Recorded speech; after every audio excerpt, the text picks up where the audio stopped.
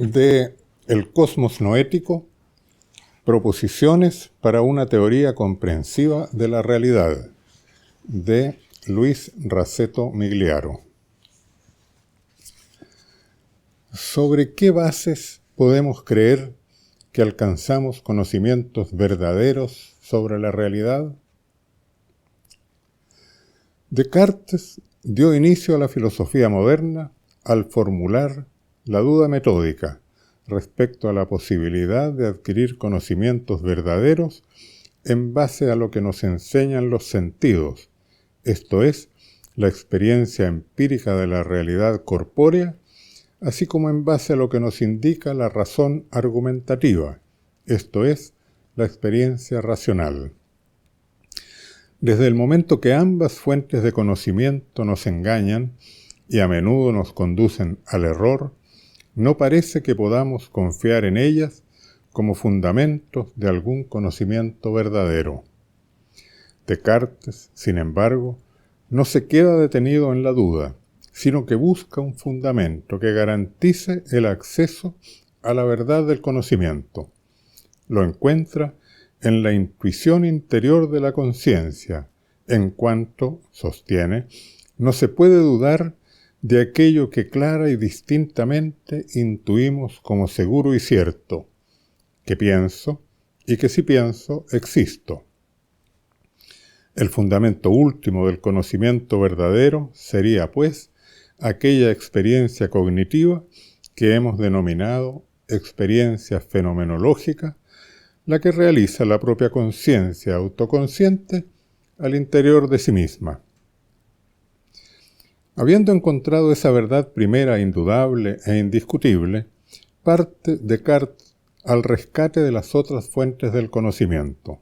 Así, encuentra en su propia conciencia la idea de Dios, e intuyendo clara y distintamente que no puede dudar de la existencia de un ser perfecto,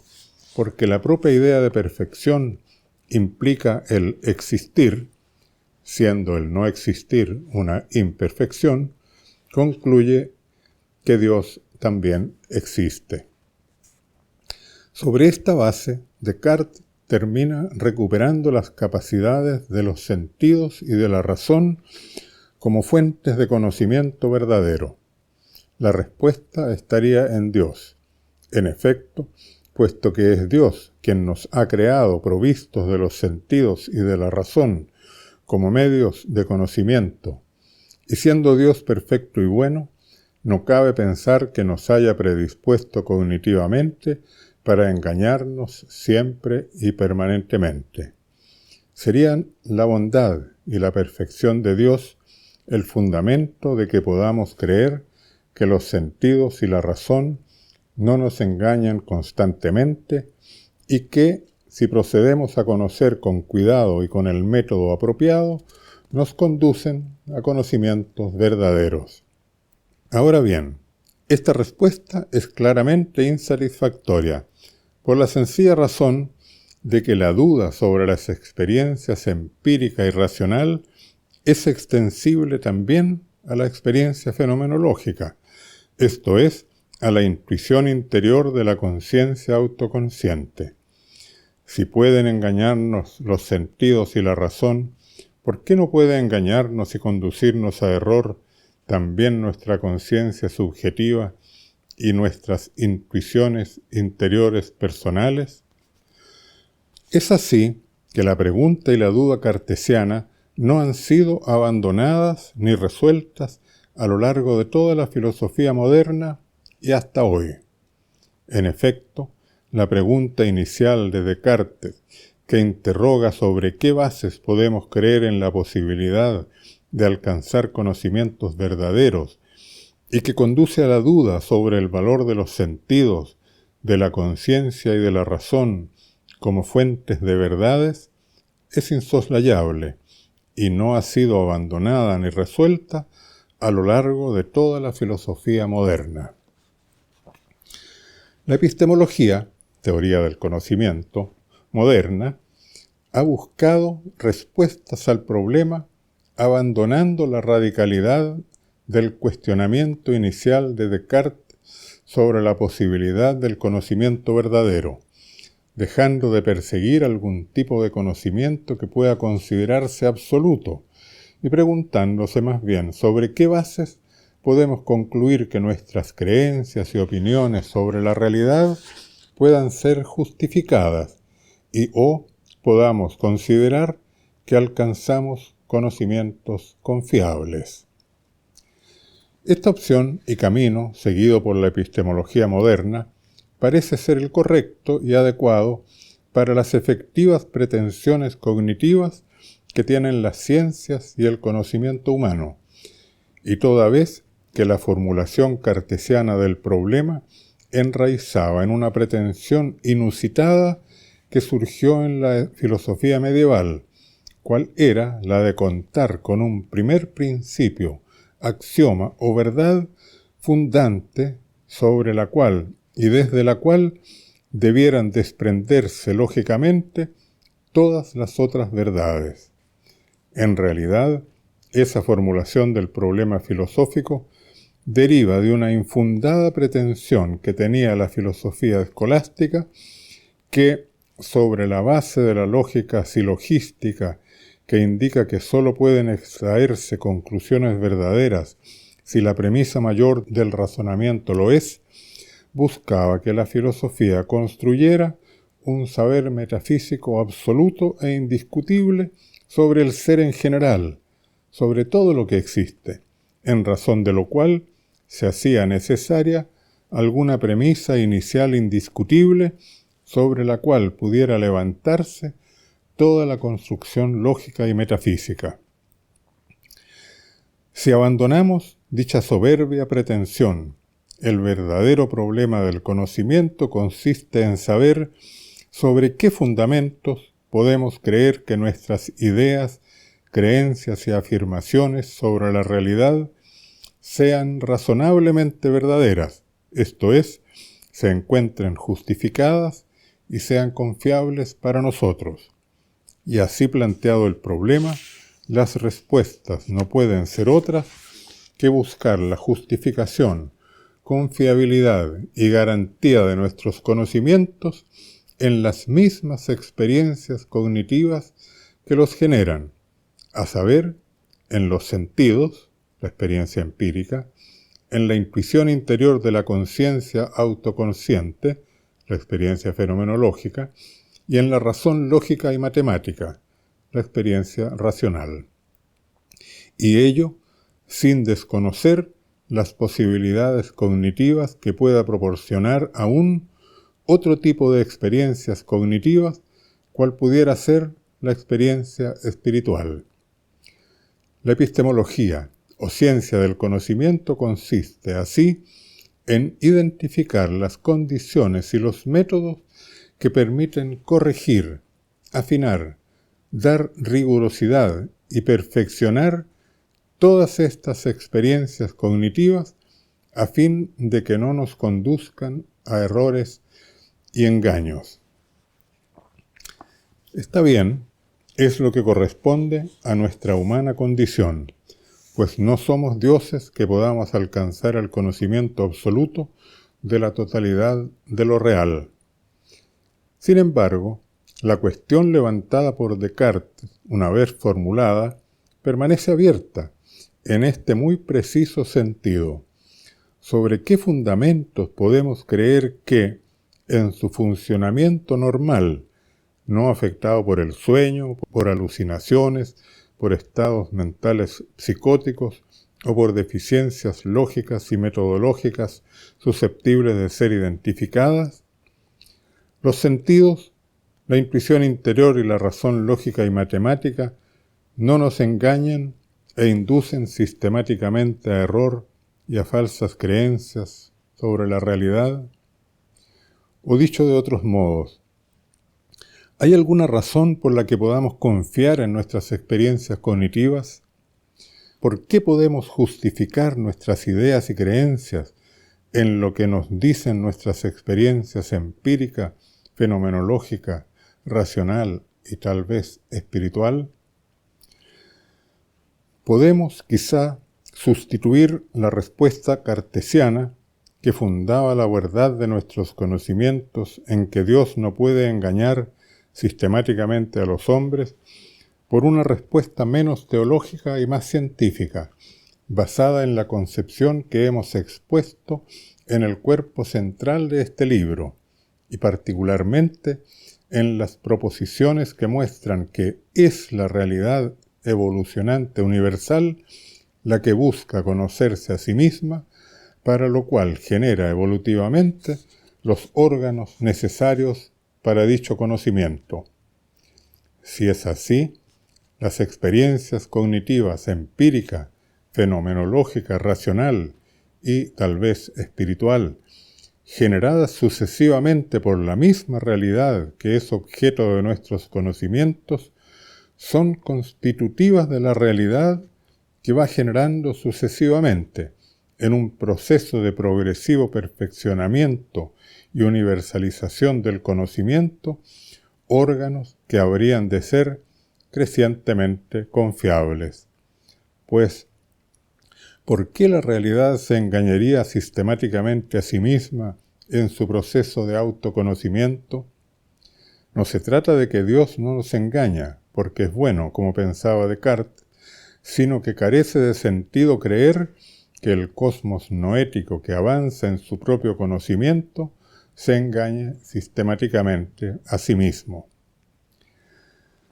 La evolución biológica, en tal sentido, es ilustrativa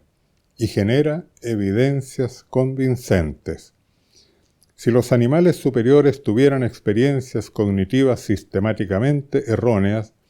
por ejemplo, si su vista identificara erróneamente la ubicación de los objetos y el tipo de aquellos que sirven a su nutrición, no podrían sobrevivir.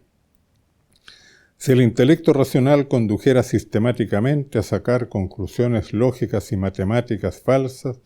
los humanos no podríamos haber multiplicado y construido los ambientes necesarios para vivir. Así, la selección natural de que nos informa la biología parece ser un mecanismo por el cual se garantiza que el fitness o probabilidad de éxito evolutivo de las especies mejor dotadas para el conocimiento verdadero sean las que sobreviven, prosperan y se expanden. Es esta una buena razón para aceptar las experiencias empírica, fenomenológica y racional como fuentes de confiabilidad y validación del conocimiento. Ello, naturalmente, entendiendo que se trata de un proceso de perfeccionamiento progresivo, de paulatina superación de órganos cognitivos imperfectos e incompletos, y de generación de otros mejores. Ha sido así que el ser humano, mejor y mayormente cognitivo que las especies inferiores o anteriores, despliega capacidades cognitivas notabilísimas que lo hacen dominar y expandirse más allá de todas las otras especies menos dotadas cognitivamente. El orden de la realidad física o material resulta conocido por órganos de conocimiento igualmente físicos o corporales. El orden de la realidad fenomenológica es conocido por la conciencia autoconsciente,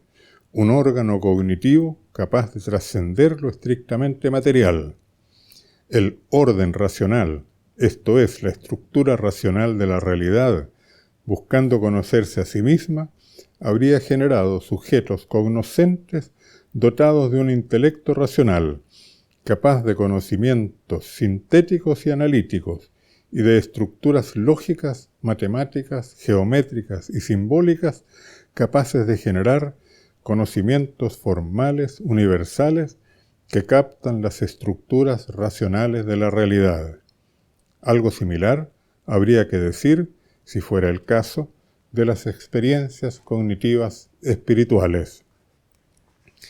Y es interesante observar que a medida que se avanza en el conocimiento hacia un orden superior,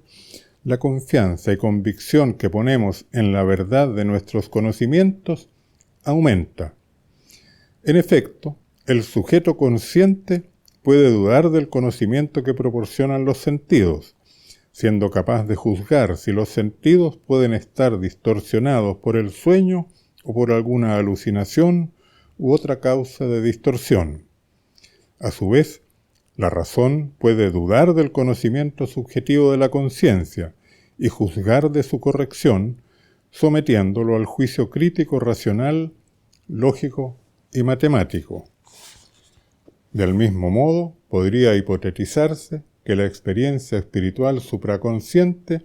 pudiera juzgar la potencialidad limitada de la razón, en cuanto comprenda que ella es incapaz de acceder al conocimiento de las realidades que trascienden el orden racional. Porque es la realidad en su proceso de autoconocimiento la que genera el conocimiento en nosotros, y no al revés, como suponen las concepciones idealistas y subjetivistas del conocimiento. Pues, aunque pueda parecer que el sujeto es el que crea al objeto, en la realidad primero está el objeto, la realidad antes que el conocimiento, y una vez generado éste, comienza una interacción causal recíproca y recurrente, pero no circular viciosa, sino progresiva y perfeccionante al mismo tiempo del conocimiento y de la realidad que resulta modificada por el propio conocimiento. El pensar que somos el sujeto que conoce al objeto como realidad exterior es consecuencia de que ponemos nuestro yo subjetivo al centro